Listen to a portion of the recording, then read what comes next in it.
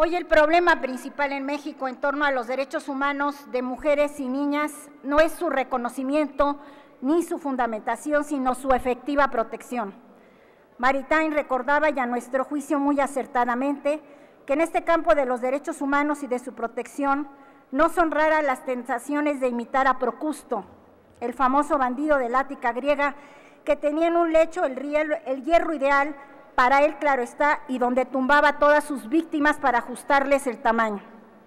Aquellas que sobresalían de las dimensiones del lecho veían recortadas sus extremidades, y las que no se ajustaban en la altura con los métodos igualmente crueles eran objeto de alargamiento forzoso de las piernas.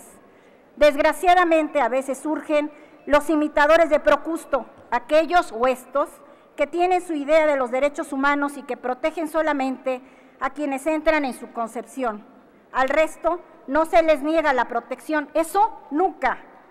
pero se les acomoda al tamaño obligado.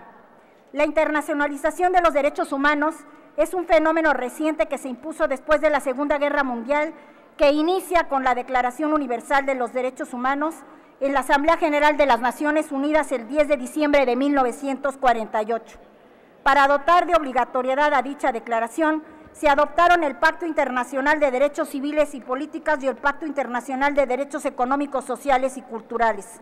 Y en el ámbito de la Organización de Estados Americanos se suscribió la Convención Americana sobre Derechos Humanos. Estos instrumentos internacionales son obligatorios para México hace más de 29 años, lo que significa que desde entonces nuestro país adquirió la obligación internacional de lograr una efectiva protección de los derechos fundamentales regulados en los citados instrumentos.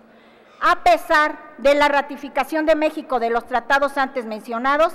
y la ratificación de la Convención para prevenir, sancionar y erradicar la violencia contra la mujer, conocida como la Convención Belém do Pará, el Estado mexicano ha negado en forma reiterada, cínica e indolente los derechos de no discriminación y el derecho de acceso a la justicia a las mujeres y a las niñas. Este último derecho puede considerarse como el derecho fundamental por excelencia, por cuanto constituye la puerta de entrada para el reclamo y la efectiva protección de los demás derechos fundamentales. Esta situación de la violación de los derechos fundamentales de las mujeres continuaría sin generar ninguna expectativa de cambio si no se hubiera dictado la sentencia de la Corte Interamericana de Derechos Humanos en el caso González y otras Campo Algodonero del 16 de noviembre del 2009.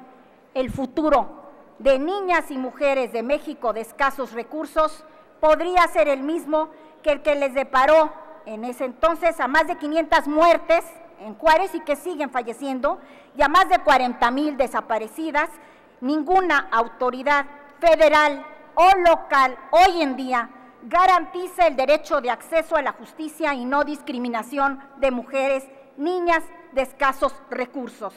Gracias a los familiares de las víctimas, a las ONGs nacionales y extranjeras y a diversas universidades del país, después de 18 años tenemos una sentencia internacional que califica estos hechos como lo que son: un crimen imperdonable, tolerado y aceptado por nuestra sociedad y por el Estado mexicano, a pesar de que nuestra Carta Magna se dispone que gozan de la garantía de igualdad y acceso a los tribunales toda persona. En el caso de miles de mujeres y niñas de escasos recursos, el acceso a estos derechos es una quimera. El Partido del Trabajo y su servidora solamente se sumarían